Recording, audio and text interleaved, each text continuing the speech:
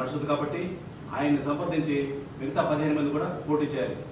పోటీ చేసే వాళ్ళు చాలా సచ్చీలతగా ఉండాలి, వాళ్ళు చాలా వైబ్రెంట్గా ఉండాలి, వాళ్ళు ప్రచారం చేసుకోవాలి.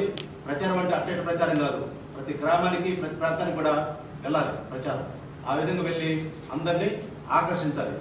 సో ఆ విధంగా చేయాలి. ఆంధ్రప్రదేశ్లో కూడా మొత్తం 175, 25 సీట్లకి పోటీకి పెడుతున్నారు. సో అక్కడ కూడా మంచి మంచి క్యాండిడేట్స్ అప్రోచ్ అవుతూ ఉన్నారు. నేను చెప్పారు నాకు ఇట్లా అప్రోచ్ అవుతారని చెప్పని, మంచిది. తర్వాత తిరుపతిలో కూడా ఒక మాజీ ఐఏఎస్ ఆఫీసర్ని పెట్టాలని ఆలోచనలో ఉన్నాము. ఆయన చాలా వైబ్రెంట్ పర్సనాలిటీ. సో ఆయన పెట్టాలనుకుంటున్నాము. సో ఆయన ఇంకా గ్రీన్ సిగ్నల్ ఇవ్వలేదు, అప్పుడు కూర్చోన్నారు, ఇంకా గ్రీన్ సిగ్నల్ ఇవ్వలేదు. సో ఆయన గ్రీన్ సిగ్నల్ ఇచ్చిన తర్వాత తిరుపతికి మాజీ ఐఏఎస్ అంటే ఒక సీట్లో కూర్చొని పవర్ అనుభవించి వెళ్ళిపోయిన ఐఏఎస్ కాదు, ప్రజలతో rubbing shoulder to shoulder with people, ప్రజలకు భుజాలు రాసుకొని ఉన్న మనిషి. ఆయన పనిచేసినప్పుడు ఆ పోస్టులు పెట్టడంతో కూడా ఫిషర్మెన్ అందరితో కూడా చాలా అభినవ సంబంధాలు కలిగి ఉన్నారు. బై ఫేస్ గుర్తుపడతారు. అలాంటి వ్యక్తుల్ని పోటీలోకి దింపాలని పార్టీ అనుకుంటుంది. సో అయితే నేను ఒక్కటి చెప్తున్నా, మీరందరూ కూడా పాజిటివ్ కవరేజ్ ఇచ్చి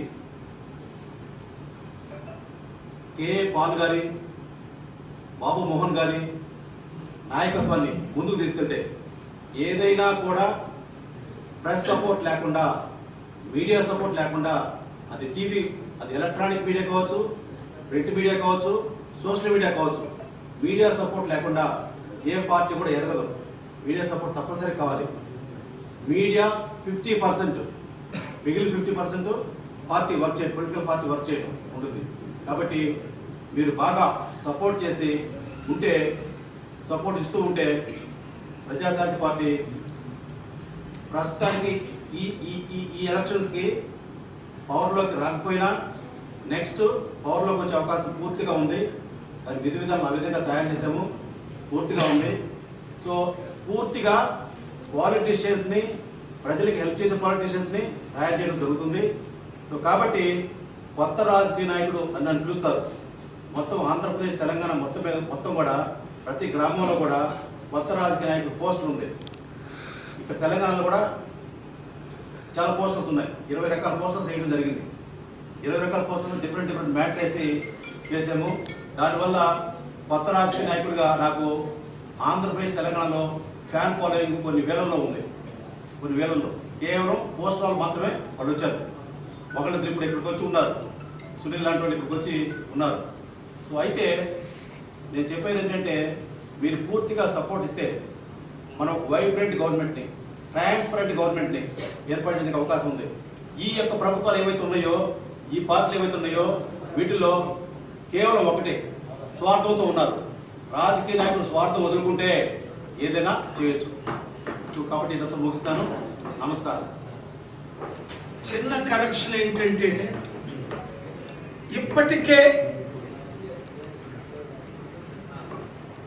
ఇప్పటికే కొన్ని వేల మంది అప్లికేషన్స్ పెట్టుకోవడం జరిగింది. అందులో మెయిన్ స్టూడెంట్స్,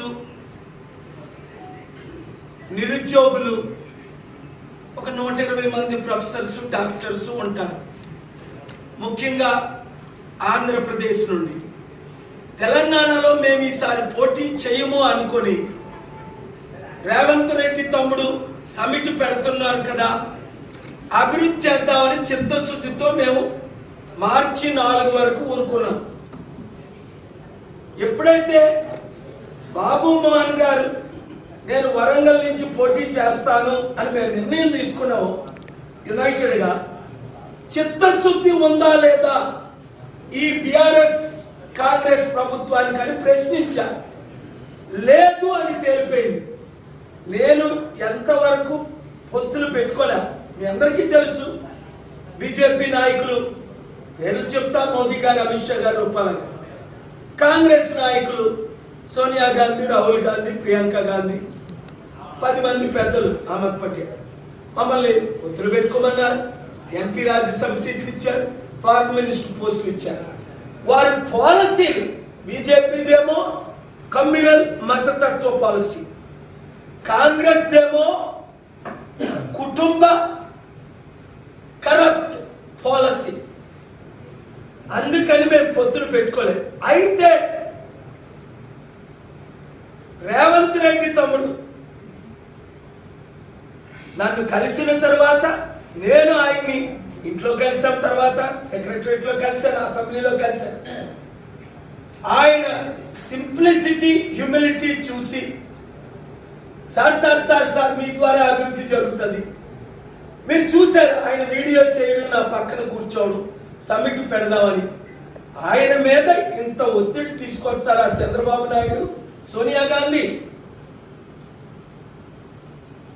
బాబు మోహన్ గారికి నిన్న కాక మొన్న కూడా అనౌన్స్ చేశారు, వరంగల్లో మా ప్రజాశాంతి పార్టీ తరఫున టికెట్ ఇస్తే మేము తప్పకుండా మీ కాంగ్రెస్ కి మద్దతు ఇస్తామని అన్నారు. లేదు, బీఆర్ఎస్ పెద్ద నాయకులు ఇక్కడికి వచ్చారు 7-8 సార్లు, వారు అడిగారు. ఓపెన్ గా చెప్తున్నాను, వారికి కూడా కండిషన్ పెట్టాను. బాబు మోహన్ గారికి మీరు వరంగల్లో మద్దతు ఇస్తే 10-12 సీట్లు మినిమం మిమ్మల్ని గెలిపిస్తే, ఎందుకంటే ఓట్ బ్యాంక్ మాతో ఉంది.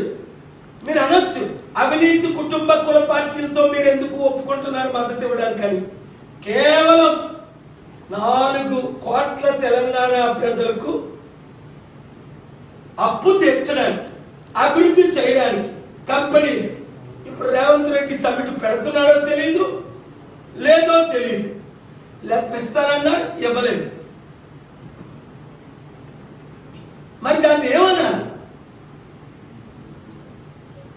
తమ్ముడు రేవంత్ రెడ్డి, నీకున్న ప్రెషర్ నాకు తెలుసు. 1000 కోట్లు సంపాదించాలి, ఢిల్లీ పంపించాలి, కాంగ్రెస్ పార్టీని అధికారంలో తీసుకురావడానికి. విశాఖపట్నం వెళ్ళావు నువ్వు, 15 కోట్లు ఖర్చు పెట్టి. నువ్వే నాతో చెప్పావు వైజాగ్ లో మీరు ఎంపీగా పోటీ చేయండి అని. నిన్ను రోజు తిట్టిన శర్మిలాతో నిలవు. శర్మిలాకి డిపాజిట్ వస్తుందా? 1% ఉన్న ఆంధ్ర కాంగ్రెస్ పార్టీకి 2-3% వస్తుందా? రాదనే కదా కాంగ్రెస్ మాజీ ప్రెసిడెంట్ ఒకరు పోటీ చేయట్లేదు. శైలజ జనార్దన్ నన్ను కలిశారు, పేర్లే మర్చిపోయి వీళ్ళందరినీ. సార్ మాది కాంగ్రెస్ ఎక్కడుంది ఆంధ్రప్రదేశ్లో? మీకు 50-60% ఓటు ఉంది, మాకు 1% ఓటు ఉంది. పొత్తులు పెట్టుకోమన్నారు. నేను అన్నాను కుదరదు, మీకు ఓట్ బ్యాంక్ లేదు. సో నేను అన్నది ఏంటంటే, మాట నిలబెట్టుకోకపోతే తెలంగాణలో కాంగ్రెస్ పార్టీ మరలా, రాసుకోండి, ఇది చెప్పిన 100 జరిగాయి. డిసెంబర్ 25 చెప్పాను, పవన్ కళ్యాణ్కి 24 సీట్లు ఇస్తారని. 23 అనలేదు, 25 అనలేదు. కరెక్ట్ గా చంద్రబాబు నాయుడు ఫిబ్రవరి 26ని 24 సీట్లు ఇచ్చారు.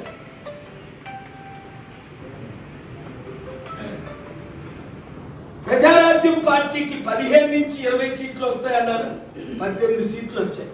15-20% ఓట్ బ్యాంక్ వస్తుందన్నారు, 18 వచ్చింది. అప్పుడు చిరంజీవి గారిని ముఖ్యమంత్రి చేద్దాం అనుకున్నాం, తర్వాత పవన్ కళ్యాణ్ అనుకున్నాం. వారికి వన్ సైడ్ లవ్, అధికారంలో ఉన్నోళ్ళతో వాళ్ళ సంబంధం, ఓట్ బ్యాంక్ ఉన్నోళ్ళతో కాదు. కనుక ప్రజల మీరు నాతో ఉన్నారు, మాతో ఉన్నారు.